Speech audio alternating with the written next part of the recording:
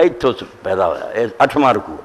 بھلا تم نے ان لوگوں کو نہیں دیکھا جن کو کتاب سے حصہ دیا گیا، انہوں کا پھر آتا کہ وہ فیصلے جڑے نا وہ طاغوت کو لے جاندے ہیں۔ نہیں، اسے نساء جی، جب انہیں کہا جاتا ہے کہ جو حکم اللہ نے اتارا اس کی طرف، پیغمبر کی طرف آؤ، تو تم دیکھتے ہو منافقوں کو کہ وہ رک جاتے ہیں۔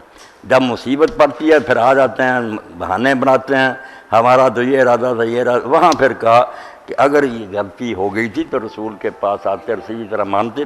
اے لکھ لو جی، آیت نمبر 21، 22، 23، 24 سارے جو 61 لکھنا جو 21، 61 5واں سپارہ سورۃ النساء۔